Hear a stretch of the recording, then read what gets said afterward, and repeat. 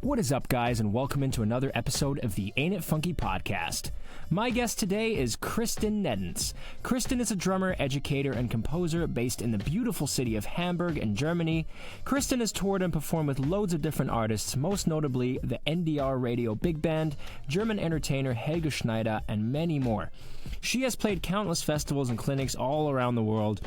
In our conversation, we spoke about Christin's time living and studying in LA with Peter Erskine, her advice for young players on how to practice properly and effectively, how she grew her Instagram page to a whopping 133,000 followers, and more.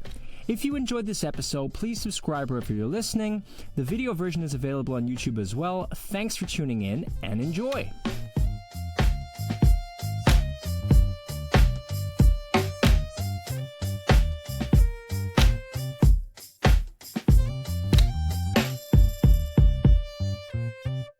All right, Christin Neddens, welcome into the podcast.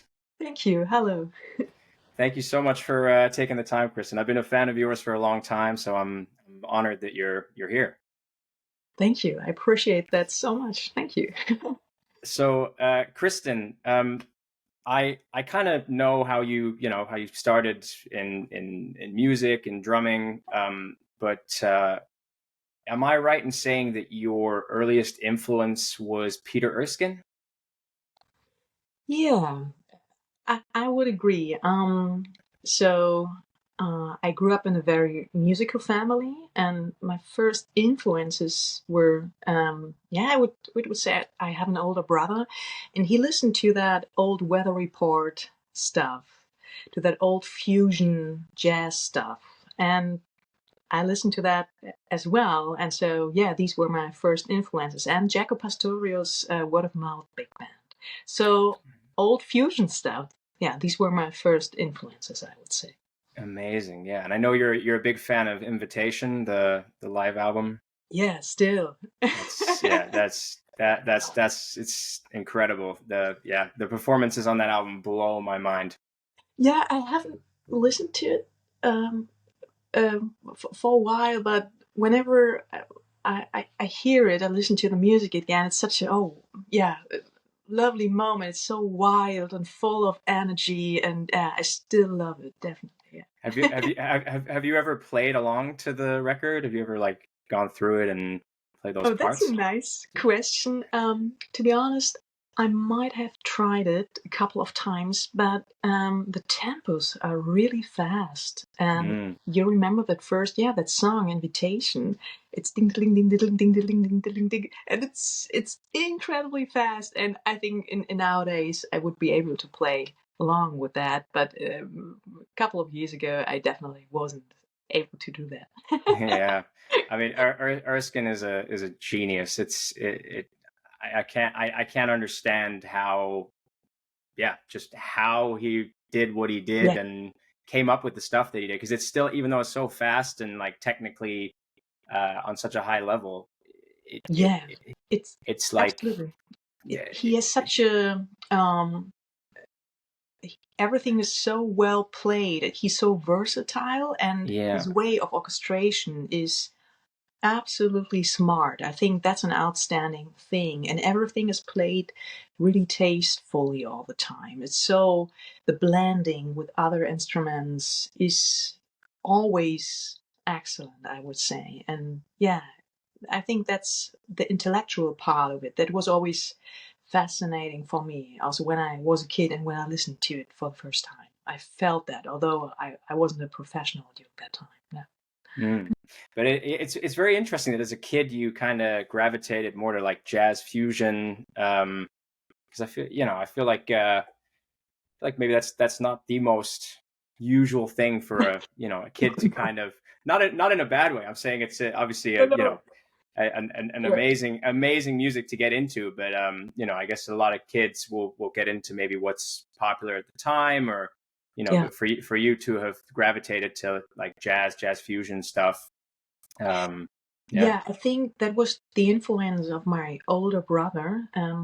I really love my brother. I really like him, and we played together so many times, and he helped me and taught me a little bit, and yeah, just because of him, I listen to these records. But yeah, normally I also listen to children records or whatever. So the mixture was kind, in retrospective, kind of funny. Yeah, but it was also when I started studying at university, that was not so common that the students knew that stuff.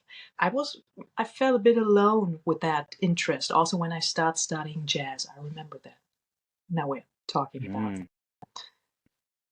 Well, but it certainly seems like it gave you an advantage because from your the way that you play and your style, I feel like it's technically, but also like feel wise. I guess there's a thing to be said for jazz fusion, being more technically technically advanced than maybe other styles. So seems like it gave you a big advantage. Yeah, maybe. When I look back, that feeling I had when I listened to these records, I think I've never lost that.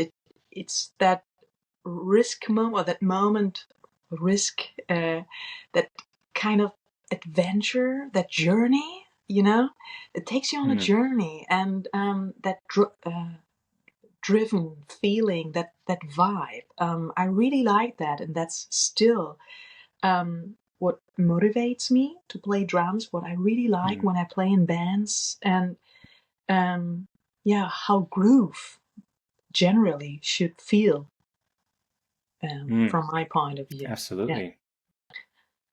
Yeah. So what kind of stuff, I'm curious, what kind of stuff were you studying, as a kid or when you were a teenager? What were like the resources, maybe whether it's books or certain parts off records? Obviously we talked about invitation earlier, but yeah, what kind of resources were you using to get your like jazz fusion chops up and starting out in that kind of genre? That's a nice question. I think nobody else asked it before, so thank you. Just noticed that.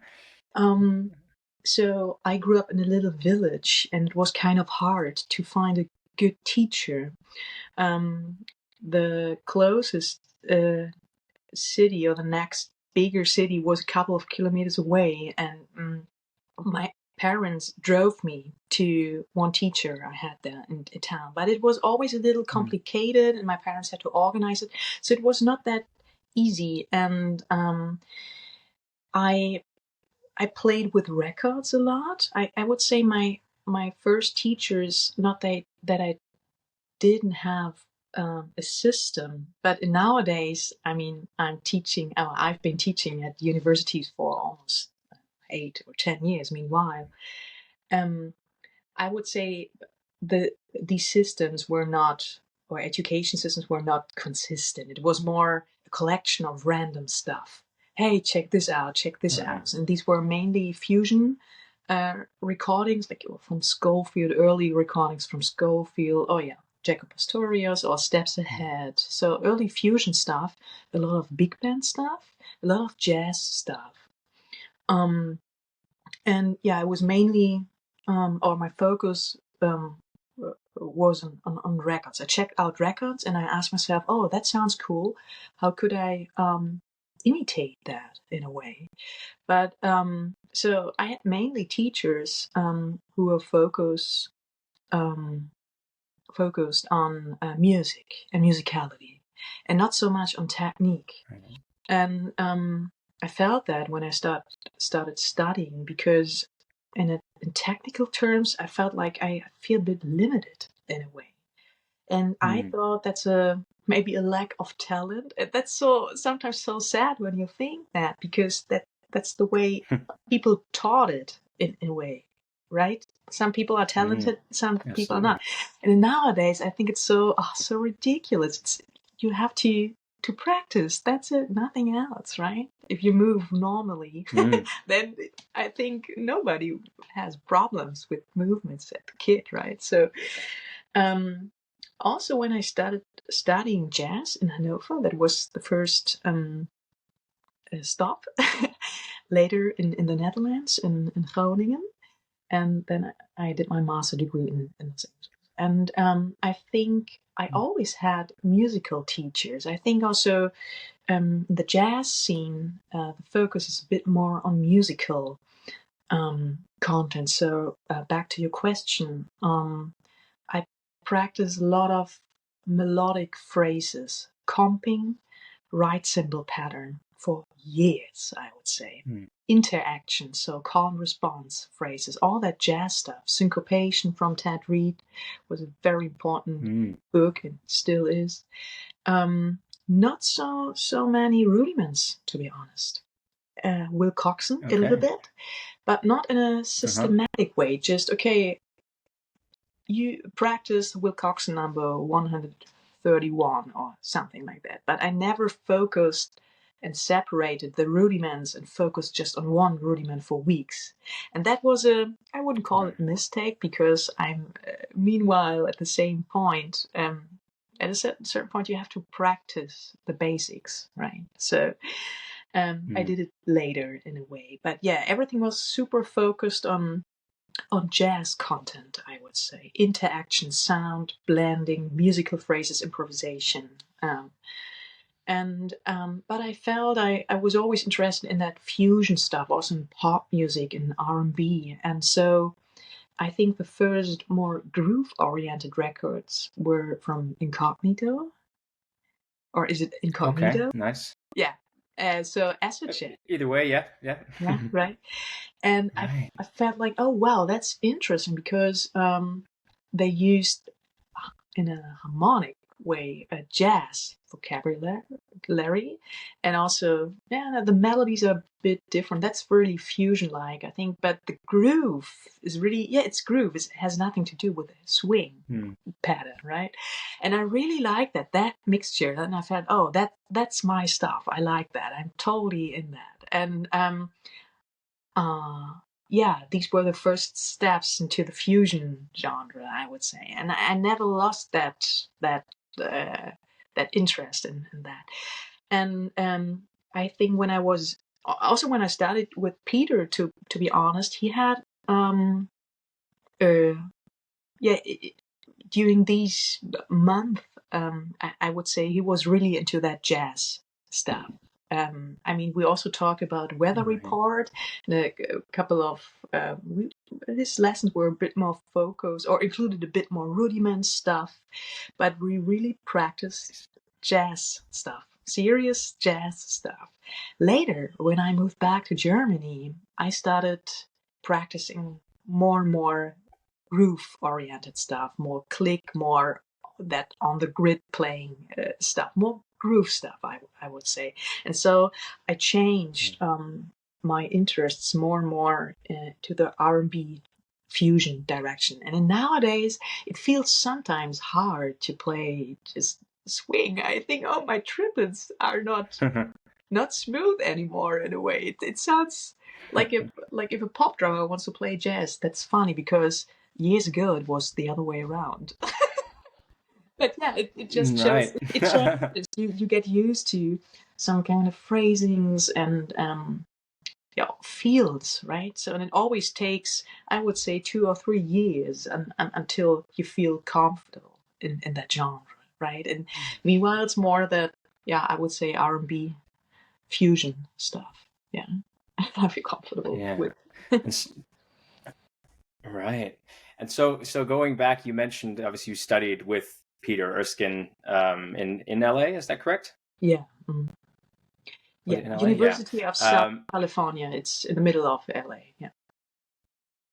Okay, and it must have been hard, first of all, to to focus. Like studying with your hero from your childhood must have been tough not to spend the hour of the lesson or whatever just asking him a million questions, I assume. Yes, absolutely. It's always a little funny as a European. I don't know if you agree or not, but you see all these guys on YouTube, and all these old records and concerts and everything. And I mean, I applied for it, and that took a long time. I think a couple of months to apply for that, for the studies. And then I played an audition. Then I saw him for the first time. And when I saw him for the first time, I mean, I already worked a month on my plan. So I was so busy with organizational things that it sounds a bit weird, but I couldn't believe that this happens in a way. And then in that moment when I saw him the first time, it felt more like, oh wow, he really exists. That's crazy. I know this guy He's from a YouTube. human being. Yeah, I only know him from YouTube. Yeah. He really exists. That's funny, cool. And same with Bob Minzer and all these Yellow Jackets members. Russell Farrand was also teaching at the school. I remember that the day before I had my audition, I walked around the campus, and it's such a beautiful place. I don't know if you have ever been there. UC, University of Southern California. It's such a lovely, wonderful place. It's super, super nice, and yeah. And I was impressed by everything. Such a neat and, of course, spoiled campus in a way, but spoiled place in a way. But I walked around, and there was the Jazz Institute, the Thornton School of Music, and all the professors had their own room, and you saw the names next to the door. And oh wow, that's Bob Minzer's room. He also exists. That's so cool. So yeah, I was fascinated. Oh, that's incredible. Yeah, it was incredible. But the maybe more interesting thing was when I had lessons with these guys, not only with Peter. I mean, I had composition lessons with Bob Minzer, arrangement lessons with Bob Minzer, and with many other great teachers. Aaron Safati is another great guy. Meanwhile, really good friend who's teaching drums there, and you can see how they work every day, and what kind of problems they have, and how they deal with that to solve them. And that was maybe a lesson which was a bit more important for me. They're just human beings, and they have to deal with the same tricky things, and they're working every day. Mm-hmm. Absolutely, yeah.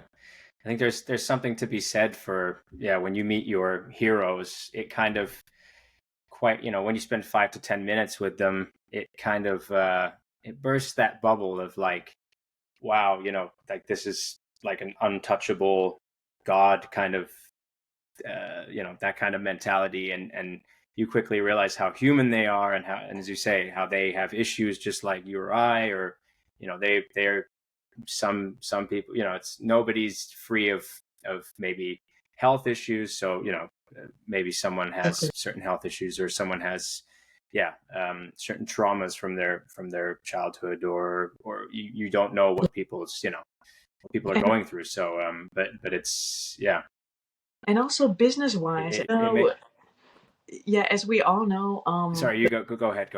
Yeah, as we all know, the business is hard. It's really not easy sometimes, and they really help me how to deal with the tricky issues and how to solve them, how to communicate. I think it's a lot about communication generally, and I had a wonderful time in LA. That was super important for me. Also, that whole that surrounding, to see these sceneries in the city, and to check out the mindset of other students. Some students came from extremely rich families in the Bay Area, and that was interesting for me, because I always worked a lot, and I always had a dream and a vision, and I worked hard for it, and I experienced for the first time that when you're from a very rich family, you're so used to have everything around you, and then you went to UC just because your parents wanted that, or whatever, but it's not that you automatically have a vision or dream. Sometimes it was like, it's nice how it is. I don't want to change it. And that was completely new for me. So it broadened up my horizon. That's what I wanted to say. And I really enjoyed it. Right. And I think the development I made was very quick in a very short time frame, and I felt very experienced when I came back after a year. And then when I met my old my old colleagues, I was like, oh wow, it's like I was in a time machine, and I'm so much more. I felt so much more experienced now, and I was also not. I mean, I'm not a scared person, generally not, but when I came back, I felt very strong. I'm definitely not scared anymore. Refer to the business bubble or whatever. Yeah. Right. And so in LA, tell me a bit more about your time there and kind of, what were you playing gigs on a regular basis, or were you basically just in the shed for 10 hours a day practicing? What were you doing in your time in LA? Yeah. So the campus of the University of Southern California is located in the center of the city, more in the southeast center of the city. And it's like a bubble. On campus, you can find a Mac store, different concert halls, libraries, everything you need. Trader Joe's, everything. And Yeah, so of course. Yeah. that there was, if you want to say so, no need to leave that campus. But when you left the campus, it was like a different world. So the poverty in the streets was kind of dangerous in a way, or it felt dangerous in a way. So complete different scenery. And I lived in a house which was like an apartment from the university, and I had to walk, I don't know, 1 kilometer, 1.5 kilometers to my apartment every day. And that was interesting, because then I thought, oh, okay, now I'm in LA. When you're on campus, it feels like it's like a little paradise there. So most of the time, also because I had no car, and that's a serious problem in Los Angeles, I spent most of the time on campus and practiced a lot. And I mean, it was also super expensive, and I paid everything on my own. So my plan was to really to use that time in its most efficient way, in a way. So I practiced a lot, and it was quite exhausting in a way. We had a lot of classes, and I also the composition classes, and especially the arranging classes, were kind of really cool, but also very exhausting, and it was a lot of work, to be honest. We had, I just remember that. I'm remembering that we had sometimes just, I don't know, 3 weeks to write a new arrangement, which should be 9 minutes long, and orchestrated for I don't know, big band or whatever. And this has nothing to do with drumming skills, right? You have to learn that you have to have writing skills. And I spent a lot of time on this. I just remember that. And in between, let's say on holidays, I think there's so many different holidays in the States. It's crazy. So I took the time, or used the time, to just check out the city. And LA can be overwhelming, as you know, especially as a European in a way. And so sometimes I, just for a trip, I drove to the Bay Area, to San Francisco. That was definitely my favorite place, of course. And also to San Diego, which is not far away. And I went surfing a couple of times. And I always try to do everything by bus, but that really doesn't work. I cannot recommend this in Los Angeles. Yeah, and the traffic. Yeah, totally. And of course, I mean, we went out with friends a couple of times within a week, just for concerts. In the Blue Whale, there were a couple of always great jazz concerts. It's not such a big place, but it's a nerdy jazz uh, location, I would say. That was cool. And Baked Potato, of course, and the Universal City. There were also two other clubs. Vibratos Grill, was that the name? I think so. And yeah, and the Cat. I don't know if this club still exists, but that was the club where I met Jeff Hamilton for the first time. Yeah, so that was interesting to see that you saw, okay, my heroes are just gigging around, and this is the city, and everybody's here, and you can see Dave Wackel, and the next day you see, I don't know, I haven't seen Vinny, but yeah, Peter, of course, a couple of times, and Jeff Hamilton a couple of times, and some gospel and R&B and fusion guys. So there was so much going on. I also remembered we went to a couple of sessions in downtown LA.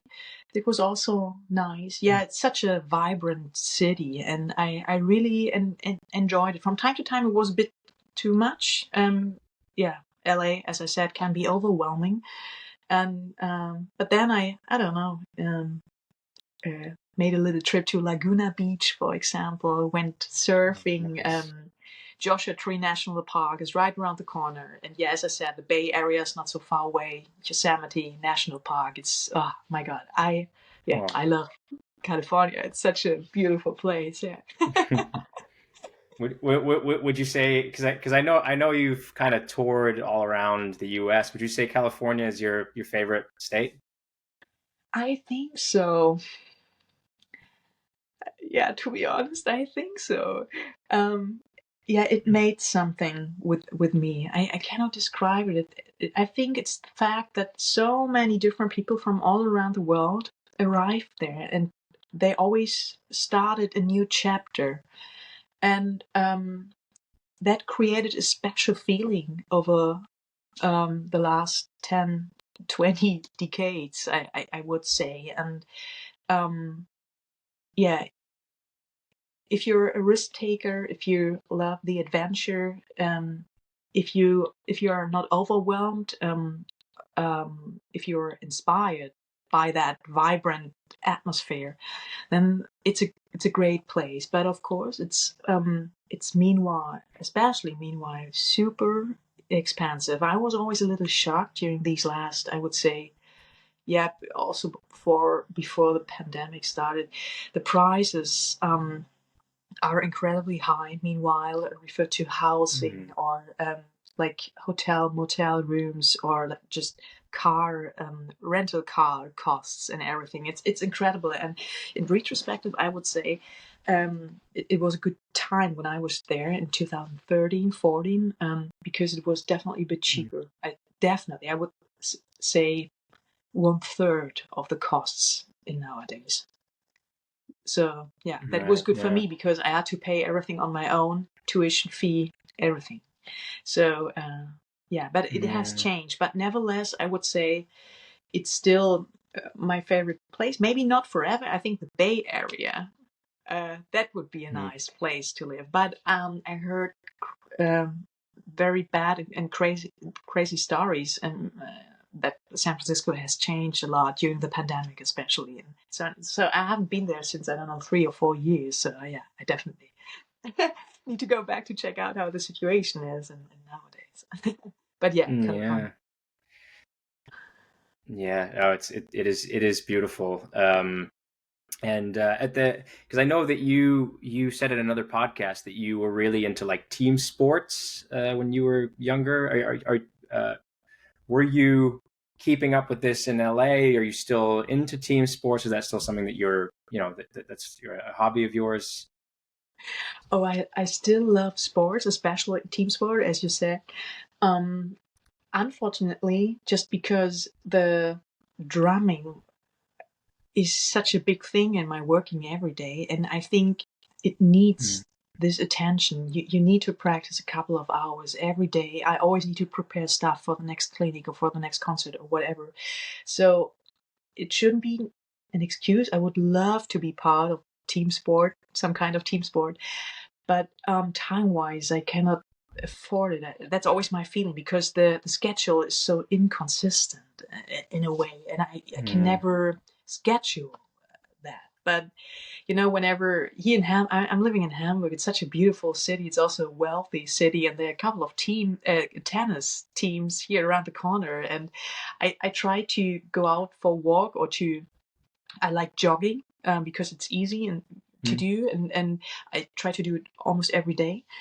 And I always have a jogging round close to the tennis. How's the name? The tennis court. Yeah, that's what I mean. And I also think, I would love to be part of that team. Anyway, but I'm still, I love that. But just because of the community thing, right? That's nice. And I mean, I also go to the gym, but if I could choose, I would always prefer team sports, definitely. In LA, it was pretty interesting because close to the campus, there was the huge stadium, which was built for the Olympic Games in was it in 1992? I'm not, or 94. I'm not sure, but at the beginning, no, in the 80s, I think so. Anyways, and the sports students practice or trained there, and it was so amazing to watch them, and it was super, super cool. And generally, I mean, football and baseball is such a huge thing in the States. I preferred soccer. I don't know. I'm culture-wise too far away, I thought. But it was nevertheless interesting. And the fact that sports are super important, what was something I really liked, because I think drumming itself is such a it has so much to do with movements, and how smooth your movements and how efficient your movements are. And I think there's a strong connection between sports, body awareness, mental awareness, and drums and drumming. So also that kind of elegant fusion playing has a lot to do with smart movements, efficient movements, and sports in a way. There's definitely a... And do you absolutely. But do you think, because my dad used to tell me a good quote. He used to do athletics when he was young, and his trainer said somebody who can push themselves in sports or fitness can also push themselves in other areas of their lives. And obviously drumming takes, as you said earlier, you have to practice. Whether you're talented or not, it doesn't really matter. It's a bit overrated to be talented, because all it takes is you just need to put the work in and the discipline, right? So would you say that there's a direct correlation between like the being into sports and having an affinity to sports? Do you think that's maybe for you tied into that discipline and that the you pushing yourself in your drumming? Would you say that? Oh yeah, I think this is absolutely on point, to be honest. That's exactly what I think.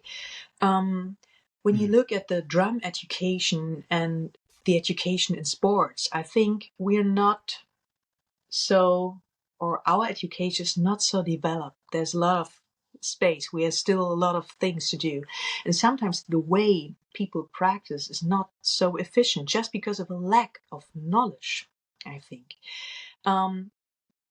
Beginners usually practice like, okay, I want to play this song, and then they play it over and over again. But I mean, nowadays we know it, or if you're a bit more advanced, you need to practice the details, right? And step by step. And most of the time, much longer than you think. So you need more repetitions than you think. And it needs someone who tells you that, a good teacher, right? And the internet is nowadays full of links and stuff. So, and it always, it pretends like, okay, here's the sticking, and if you just practice that, that's it. So the show, it shows, or it won't show, okay, there's a shortcut, you can just do that and then the problem is solved.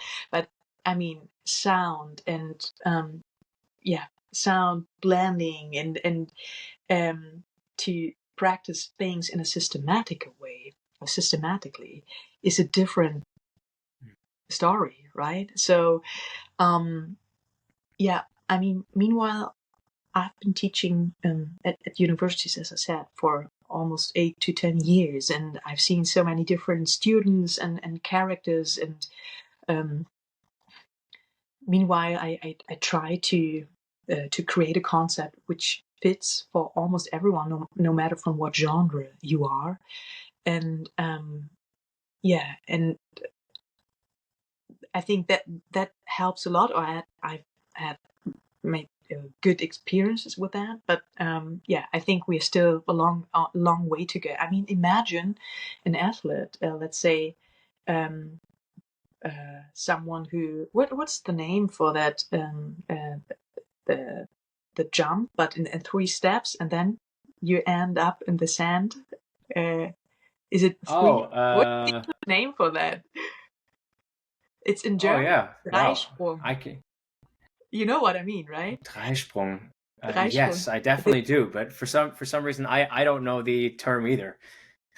It's definitely not a 3-step jump. I don't know, but yeah, I mean, everybody knows what we mean. And imagine, that person who wants to do that would always just try it again and again, over and over again. I mean, that would be ridiculous, right? Nobody would do that. Yeah. And I mean, why is that such a common mistake in music, right? But I mean, it's good news for us as teachers. There's still a lot to do. And I think in clinics, when I talk about learning process, how long it takes and how many repetitions it needs, and so on, people feel so, oh wow, I didn't know that, thank you so much for telling me that. And I was like, yeah, that's the most normal thing, that's so obvious. But yeah, obviously it's not so obvious. So so there's still space. Yeah, but and so how do you, elaborating on that, how do you go about practicing? Like, if you wanted to practice, I don't know, a couple of concepts, or maybe just, I don't know, let's rephrase. How do you go about practicing? Yeah, I would say it's something I collect. It's just based on my experiences I made in these last years. And I mean, I saw so many universities, and I had so many different teachers. And I told you at the beginning, I always struggled with the technical side of it. So I focused a lot on that after I was done with my studies, because I felt like I'm really interested in that complicated stuff.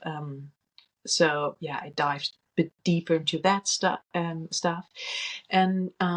the longer I was teaching at universities, the more strict I created my concepts. So nowadays, I always divide a lesson, or let's say a concept, into 4 or 5 parts, and it always starts with a hand workout and a bunch of exercises which focus just the smooth wrist movement, finger techniques, and arm techniques, or more a bit Muller technique, and so on. So it's really detailed information in a way. And then I do the same with the kick, with the food. So I check out different techniques, different positions, and everything what I'm teaching is always based, and that's the jazz influence, on melodic phrases, because that's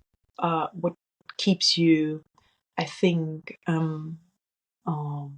open, but also versatile, and it's a bit more based on improvisational melodic ideas in a way. And it really helped me instead of just using permutations, structural permutations. You know what I mean, right? So that's a bit bit different, I think. And just because hand-foot combinations, that would be the next step, is a bit more, it really needs a lot of concentration. I always do that I would say, as a second part in my practice routine. So after I warmed up my hands and feet. And that's more focused on balance behind the kit or at the kit. And that's one chapter I practiced in a bit more in a very structural way, very systematic way. And the third part, and I would always recommend focusing on that for a longer time, because that needs a bit more time, is everything which is time and time fear related, so groove oriented. So different groove exercises where I, for example, combine a solid pop groove with a melody in the kick or in the left hand, or like a bit of the syncopation system in a way. Like jazz drummers practice it, like a normal swing pattern in the right hand and comping elements in the left hand, or in the hand and in the foot. But I changed it a bit and combined it with like a bit like the new breed concept, with straight grooves, and also based on 16th notes and 16th note quintuplets and so on. So and the last part, so this is the fourth part, is about improvisation. And I created a little concept which is three steps, three simple steps to create a melodic solo. And it's more about creativity. So this is the creative part of my practice routine. And no matter how much time I have, I always practice these 4 parameters, because that's the point where the efficiency comes in. If you want to make progress in your learning path, then it's really important that it's super clear what you practice, the sticking or the movement you are doing. No matter what you do, it has to be very clear, and you need to repeat it over and over and over again. And when you think, oh, now I might be done, then do it again. That's always what I think. So you need more repetitions than you think. And it's important to do it properly and to do it in the right way. If you make a lot of mistakes just because you don't have the patience, then the efficiency in your learning process is not good. And that's what I always try to teach. And I always, as I said, try to include these 4 parameters also when I just have, 15 minutes.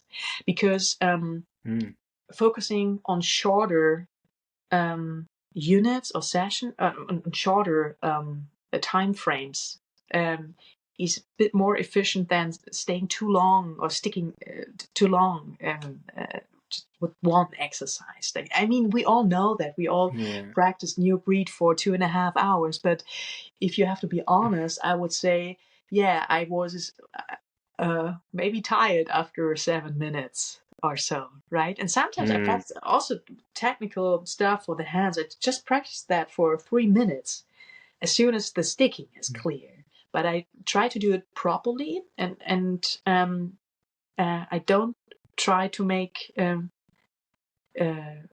no mistakes. That's the important thing, because then you remember that, and then you need to repeat that over and over again, and of course in a very slow tempo. So that's my concept, and I think the most tricky thing nowadays is just because of TikTok and all these social media things. I mean, we all saw that, and videos got shorter and shorter, and meanwhile I see that in my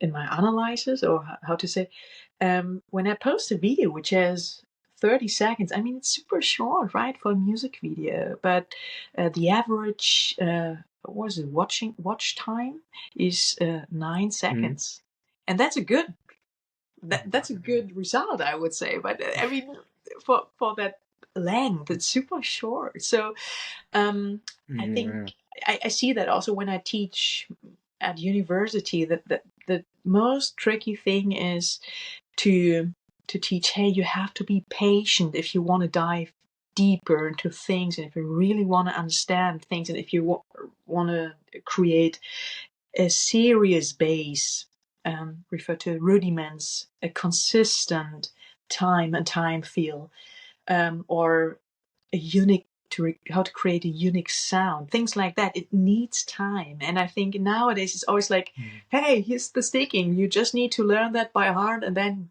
go for it. It's not like that, and nobody says, oh man, I practice it so much, or nobody says, oh, everything is edited, but you won't hear it, or whatever. So I always say to my students, be careful what you see. 80% is not true. I swear. Yeah, absolutely. Yeah. But there's a quote from you that I saw because you taught at the Berlin Drum Days at Drum Trainer not too long ago, and there was a quote I saw that I screen recorded it, and I've watched that video so many times. And the quote is, you were talking about like progress and people wondering why one person is way further ahead than the other person. And basically you said, and I'm paraphrasing, but you said, if in 1 week you practice 80% of the time, and then you do that for a year, 5 years, 10 years, then you have that result of why one person makes crazy progress rather than the other person who doesn't practice 80% of the time. Exactly. Yeah, I remember that situation. Yeah. But yeah, and that is such a great quote. It is, right? I discovered that because that's a thing in my working every day. I mean, I think also because I study jazz, the jazz bubble is always a bit different. They don't feel so, no matter what kind of hype is in social media, they are not interested in that. And that's so funny times. I really like that attitude. They're always doing their own thing, That's really healthy in nowadays, I think. And I'm always a bit skeptical when I see certain hype or whatever trend or whatever. I'm more like, oh, okay, I don't know, I will check it out. And same with, this guy is talented and this guy is not talented, and that's so also in school education. It's such a, I think so many talented people are not seen just because they haven't had the chance to develop themselves, just because of that sentence, you have talent, you don't have talent, and I think it's the lack of knowledge. And I think I saw that when I taught at universities. I thought, that's so amazing. There's so many different characters, and I'm not so interested in how fast someone is in his learning process, or if someone is able to play that super fast and another person is not able to do that. It's more like, oh wow, there's so much talent, and it's so different. Sometimes the people are really good, they can really get hear with their ears, and they can learn by heart very quickly, and sometimes more in a haptic way. They're super fast, but they cannot listen to the music. So talent is so it can be so different, and so I'm not so interested how far this one is or this. It's more the output, the artistic output. That's what I'm interested in, and so I try to include that in my I wrote a drum book, and it will be published very, very soon. I'm very happy and proud. Oh, wow. And I try to create smart exercises and try to include all these experiences. And I mean, if we are honest, if you're not so advanced, and you have no idea how a learning process works, how efficiency or what efficiency really is, you really think in, okay, I'm maybe not talented or I'm talented. And I noticed that. I mean, I'm not the only one. I just read Danny Grepp's book, that green one, and he also mentioned the that. effective practice. Yeah. He also mentions not the way I said it in that masterclass, but I mean, it's almost the same experience, I would say. When you record yourself, you notice after a while, oh wow, and most of the time I'm not practicing, I'm doing something else all the time. But the expectation is, oh, I have practiced for more than 6 hours, there should be a result, you know? And there's a mistake in our thinking. You just get what you put in, right? And as the expectation is sometimes very different to what we put in. So I told that a student, because it came to my mind, and from out of sight it was totally clear. I said to him, imagine this exercise, you were not really patient a couple of or 2 minutes ago, right? And he said, yeah, that's right. So if you do that just for 2 minutes, it's fine. But imagine you do that for 1 hour or for the whole day, then you have to say to yourself, in 80% of the time you haven't practiced, right? And he said, yeah, that's true. And I said, great, okay, that's a good thought. But imagine now 1 week, and now 1 year, and now 10 years. See? And I think, as human being, we always have problems to think in huge scales, right? So it's easy to get an overview in a small.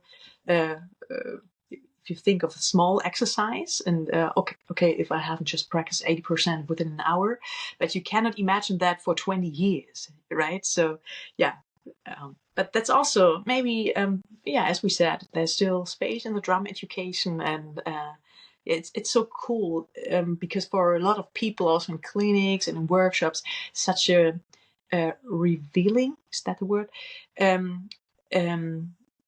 sentence, or such a cool thing to hear, and they really think about themselves, and they're really thankful and grateful for that, and it really motivates them. Oh yeah, that's true. I really need to focus and to practice. That's true. Yeah, it's not just the talent. No, it's very eye-opening, sort of thing. And as you say, Benny's book is amazing. And yeah, when I read that, and then I went to record my practice sessions, it blew my mind, because I suddenly realized exactly that I was like, oh wow, like there was maybe not too many, because I feel like I've gotten better over the years with not messing about too much when I'm practicing and being more focused. But I was surprised. There was two, maybe in the hour practice session I had, there was 2 or 3 to 4 minute moments where I just, I was in the middle of the exercise, breaking it down, and then you want to kind of stroke your ego, and then you start playing those chops that you've got, or all the stuff you've ever practiced, and then you go, no, wait, let me get back to it. But then when you listen back to it, you go, wow. And if I think about, as you say, back in the day, I did that more than I do now, then obviously that has now compounded to the present, where I could have made so much more progress, but didn't. But then obviously, at least there is resources like Benny's book, or your quote, and that open people's eyes, and especially young drummers, to kind of get back on the straight and narrow, and make sure they're focused and consistent, and true absolutely and nothing to add, that's it. And so Christin, let's since we touched on Instagram, let's go to to your Instagram, because obviously over the years you've grown to, I think you're over 150,000 followers now or something. I think, is that right? I haven't checked. I think 130 something, but yeah, a lot. Yeah. But I yeah, lost absolutely. And with your with your social media posts, how much sort of time do you, or let me try and rephrase the question. Do you allocate maybe days where you block record concepts, or how are you coming up with the concepts? And then uh, tell me about sort of the process of recording, like your foot workouts, or even the videos of you jamming to like the P-Bug stuff, which is awesome, and I love Pete Ray Biggin. He's incredible. Oh yeah. But yeah, just tell me yeah, tell me about your process of like coming up with the concepts, then how much time you spend recording them, and your thought process behind kind of posting them, or the camera angles. Yeah, tell me a bit more about that. Yeah. So everything started during the pandemic. It has never been my plan to do the social media stuff. Never. I was a working musician, a live musician, and I had nothing to do as a jazz person with the social media world. It was also quite new. I remember when I studied. Oh no, I studied in LA, moved back to Germany, and that next summer, I think in 2015 or something. I noticed that everybody was talking about Instagram. Every musician already had it. And it was not arrived here in Europe or in Germany in the musician scene. And later, when I got my endorsement with Meinl, it was more and more important. And I mean, nobody expected that from me, and nobody said it to me, but I felt, okay, that's what they want in a way.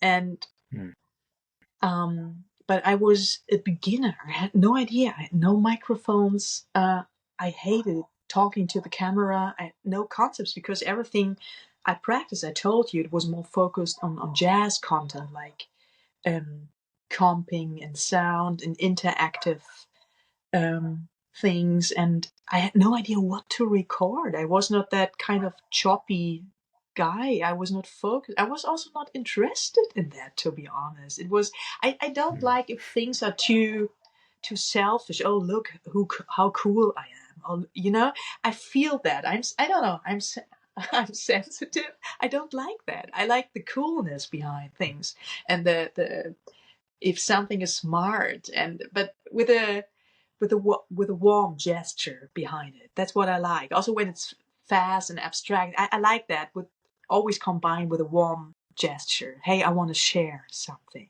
right?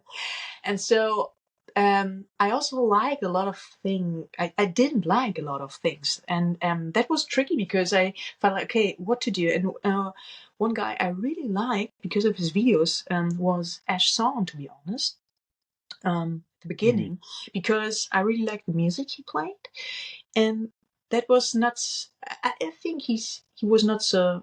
I don't. I haven't checked out since a while, but I think he's not such a show off guy, or he just played drums, and he's a studio guy mainly, and he combined good music and interesting drum ideas. So in his videos, there was always a little moment where it became a little tricky for a moment, just for a couple of seconds, a cool lick or a cool, but yeah, embedded in the music, and I really like that. And that was I tried to copy that in a way, that concept in an abstract way. And then step by step, I bought my first microphones and the first light panels, and then I thought, okay, yeah, let's cut it with another software. Maybe I heard about Premiere Pro, and I thought that's a standard software. You should able to deal with that, or to handle that. And then thousands of tutorials, and yeah, and then I recorded more and more and more, and I started quite early with these hand workout things, and I felt like, oh wow, a lot of people really like that, how the exercises are structured. I always just took one rudiment and created a 4-bar phrase or a 2-bar phrase. And just because the display is so small, right? That was the reason for that. And I always kept that idea that these pocket little musical ideas framed in a created in a rudiment workout. And I kept that idea. And then I really liked the mixture between, equipment posts, because I also, oh my God, my powers, only 10%. Anyways, I really like equipment posts. I also love photography in a way, and everything which has to do with art. And so the mixture of equipment photos, music videos, and drum education videos. And I always try to cap that mixture, and of course live shots, and the documentation of musicians working every day or whatever. And I mean, social media has changed, definitely. I think when I got more and more reach, it was still a good time to gain followers. I think nowadays it's much more difficult, definitely. I also think, definitely, I also talked with my artist relation manager about that. If I would have started earlier, I think I would have definitely much more followers than nowadays, much more. I think it was definitely easier 2 or 3 years before I started, definitely. But I mean, everything, let's stay honest, above 10K is super abstract, right? So I rather reach the right people instead of just a million army people followers, right? I don't need that for my ego or whatever. I'm happy to share my knowledge, and I'm also proud of the, let's say, school I grew up with, the tradition I grew up with, and like Peter, I want to, and Jeff Hamlet and all these genius guys, I want to share it. I really share this attitude. Yeah, I really like that. And so after millions of fail videos, I would say, and millions of catastrophes, and that's the result nowadays. And meanwhile, I know how much time it takes. I think the most common mistake is that you think, okay, let's like that recent video I posted. I think, I don't know, 4 years ago, I would have thought, okay, you make me feel, yeah, okay, let's practice it for 1 hour and then let's record something, something like that. And nowadays, I know, I mean, I do it how I do it. I want to have a proper aesthetic, interesting video. The end. So a video which looks nice, which is played, drums which are played very well, a nice musical piece, a wonderful piece of music. So I really like these different components.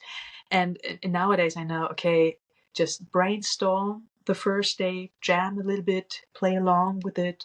The next day, try to be a bit more precise and concrete what you want to play and what kind of excerpt you want to have. You choose from that song. As I said, it's not. I mean, keep it short. Keep it short. It's not necessary to do these long, unfortunately, to do these long videos anymore. So choose a good spot in the song and just focus that spot. And then on the second day, on the third day, I record myself just to see and to hear the tendencies, where I'm too early, am I too rushy, or too, what, and then I try to brainstorm a little bit, or I collect ideas in terms of what kind of fills or what could be drumming wise interesting. And then on that third day, when I have time, that's the best case you can have, then I record myself. And for example, that last video, You Make Me Feel, was recorded on that third day. But just because I had time, and it felt really good. Sometimes it needs time. It's just the thing with music. I played with it. That's a good example. When I first played with it.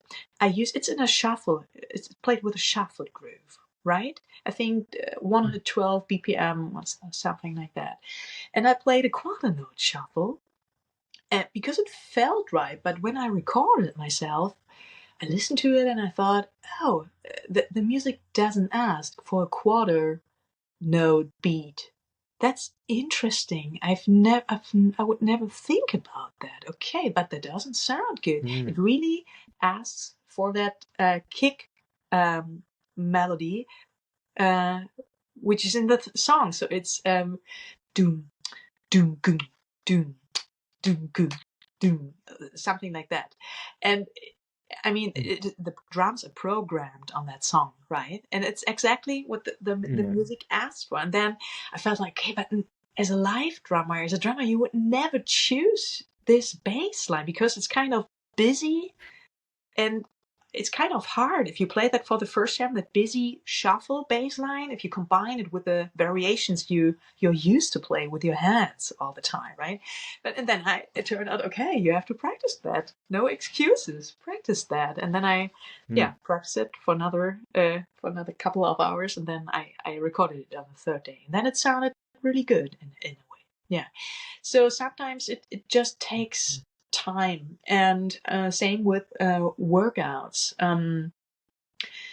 Sometimes you have a quick idea and then you play it and it sounds already really good, but when you record yourself, you can hear the tendencies and what doesn't sound so well. So sometimes you think it sounds good, but it doesn't sound already good. And I think if you wouldn't record yourself, you would never guess that. So it's really important to record yourself.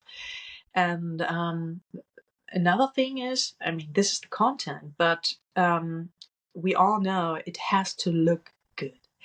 And believe me, I checked out every kind of angle in my room. I know every corner and every perspective in my room. And sometimes you played it well, but you just look silly or fat or whatever can happen, so everything. And then you have to do it again. And sometimes I was so frustrated and so pissed off, and I was really so, oh man, everything happened in the room. And I think I'm sharing these experiences with thousands of influencers or whatever. But it's a learning progress. And meanwhile, I changed my attitude a little bit. It's more like, okay, this is the plan. I know always what I want to record next. But I know, based on my experiences, it needs time. It needs practice time. And maybe I record it tomorrow or the day after, but you never know. Maybe next week. You never know how long it takes. And I think the most important thing I learned, because this is important for, I would say, for the future, for also our attitude and behavior, and for our self confidence, I think. I really love the instrument and I love practicing, and it's just a documentary about what I'm doing. I don't do this especially for my companies or for, I'm sharing. I really want to give something because I love what I'm doing. And I think there's a lot of, thank God, of fantasy, what's the word for that? Authenticity. Authenticity. Yeah. That's what I mean. Yeah. So, it's really honest. I think honest work, and it just, that's the result I got. And from that learning process. And that's maybe the most important thing, because that's my motivation to do it. I think it's always tricky when sometimes we're not aware of it, but it's such a like a huge circus sometimes, and you're not aware of, you're just doing it to impress people, or you just doing it to impress a specific person or a specific company you want to work with, or whatever. It's not a good reason to do that. It should come from your heart, and then you never go wrong, I think. And that means that sometimes, and that's a bit can be also disappointing, because sometimes, as we all know, especially nowadays, Instagram pushes content which is sometimes a bit bullshitty nonsense in a way, right? And I also feel sorry for sometimes I see the videos are so well made, but Instagram doesn't pushes the video anymore. And I also see that sometimes I see my videos and I think, this is, I would say, well played. You cannot criticize their so many things anymore. It's well played. It looks good. It sounds quite okay. So why doesn't Instagram pushes the video, right? But of course, we are not completely independent. We are dependent from that website, or from that platform, and also from the algorithms and everything. You have to deal with it. Otherwise, you need to create your own platform. That's the truth, right? So, and that's Absolutely, fine. yeah. I mean, we are the product. And anyways, but that's also an interesting experience for me, because I wanted to learn that Heal 2 thing, just because I'm interested in that, just for fun in a way. But when I start with something, I'm always quite serious with it at the same time. And at the beginning, I was totally lost. I had no idea how to start with that technique, because it felt so unusual, and I did feel comfortable with it. Definitely not at all, and for weeks, I would say. And then I checked out videos, Lana Lewis, and also from Annika some things, and from Klaus Hessler, and all these guys who were so advanced, Klaus especially with that technique. But I mean, the proportions are always different, and it always looks, we're all different, right? So you need to find your own way. And then after weeks, it started feeling a bit better, a bit easier. And then it went quite quickly in a way. Now I have again a tempo, like 120 BPM, 16th notes, where it feels like, okay, the next step is hard. I don't know. I need a couple of months maybe. But meanwhile, I'm so experienced that I know it will work. It's just a matter of time. So stay patient, and then it will be fine. But yeah, just because I have the experience. And the crazy thing is, I posted the first video, and it's super slow, and I was not really able to use that or to play that technique, but Instagram pushed that video like never before on my channel. And from then on, I posted these Heal 2 videos, and I don't know what the algorithm did, but the views are crazy. Also on Facebook, not one video under 200k views, and not sponsored, nothing. And that's, I mean, that's cool to create something where I'm not naked in that video, right? So that's pretty cool. And now you find something where no, just kidding. You know what I mean? But that's pretty cool. And the good fact is that the algorithm now knows, okay, from that profile are the views are pretty high, and it has an impact also on my musical videos, and that's pretty cool. In a couple of years ago, when it was not so common to use Instagram promotions, I did it a couple of times, and it worked pretty well. Just, I don't know, for 15 euros or 10 euros for per week. It helped in a way, definitely. I think not so many people did it during that time.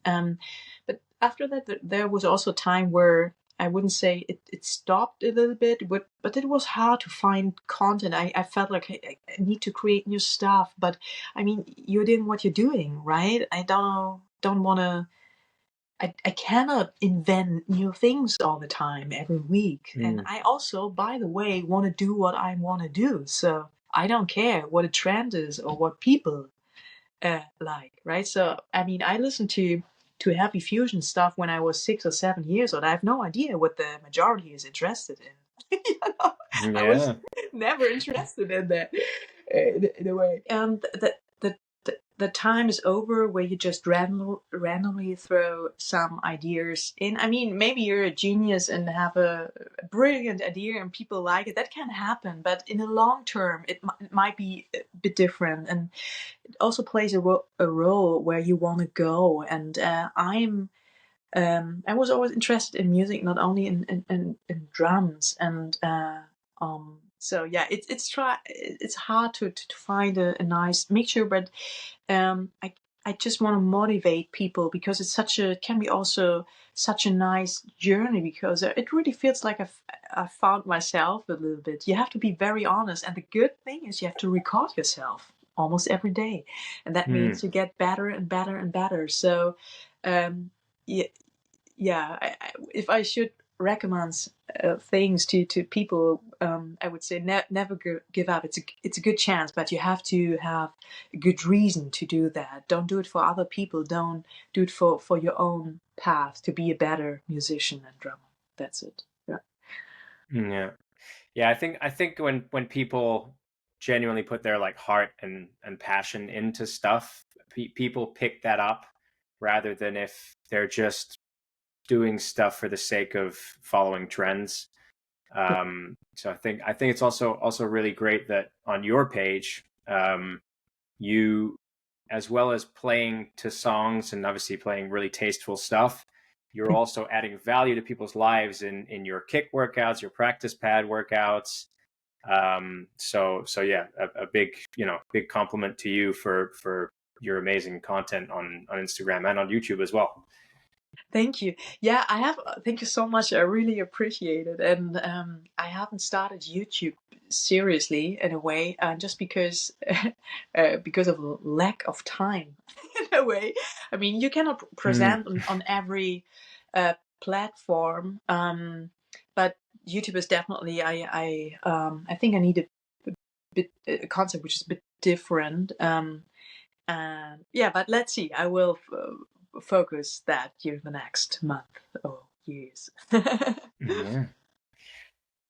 Well, so Christin, we are coming to the end of the episode. I know you said you wrote a drum book and you're doing the UK drum show, but yeah, kind of tell me what you've got coming up, and briefly touch on what the drum book is about as well, please. Yeah.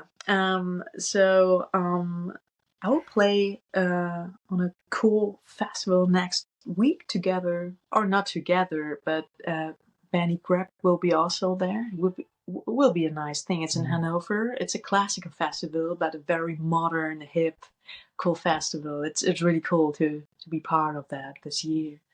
And then at the end of September, there's the UK Drum Show, and yeah, looking forward so much to that. It's always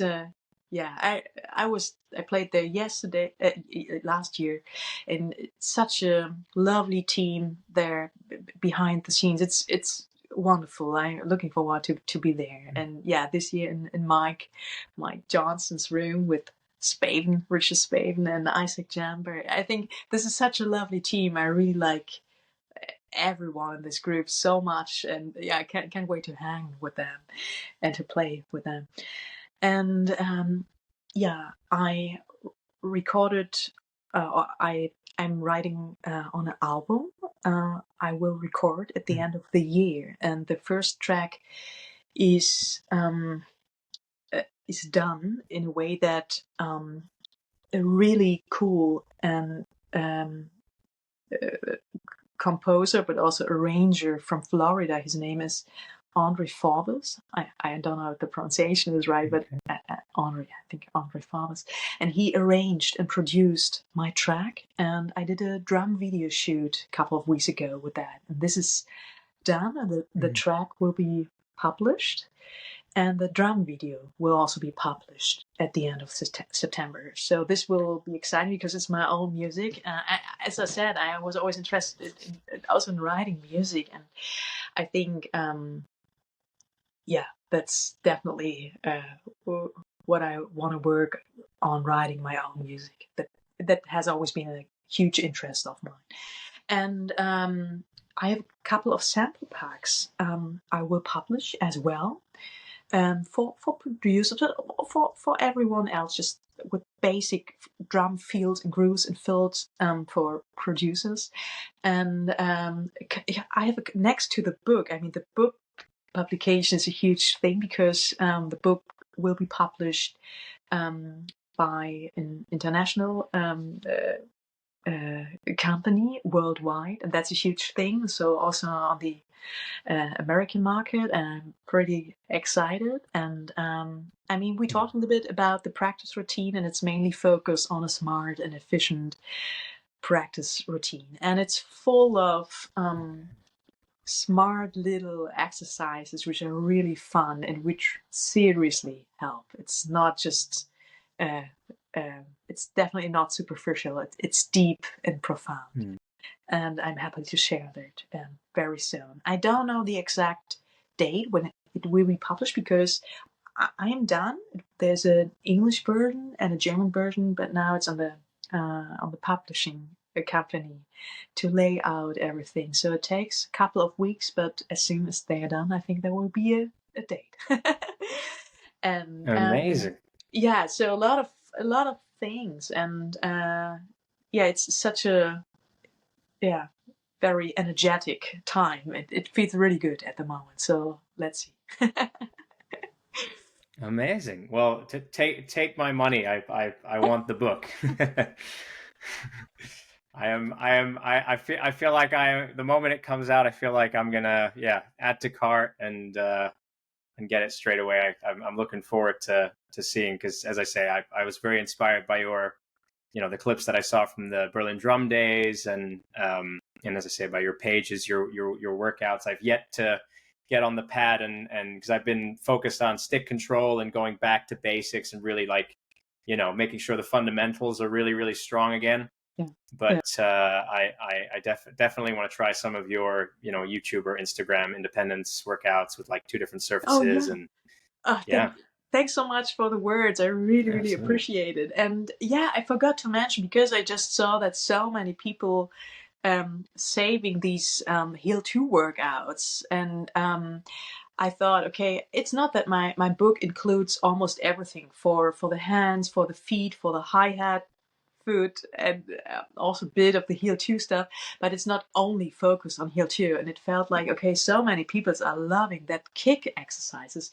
So I'm right now working on that will be just an online PDF you can download, but just 100 Heal 2 exercises, just to begin from 2 strokes in a row, 3 strokes in a row, 4 strokes in a row, and then you have it.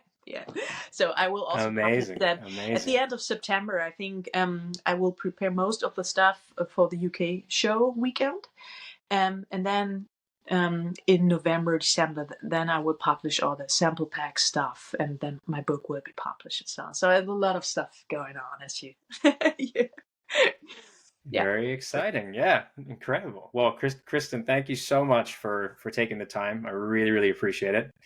Thank you, Harry. That was such the best.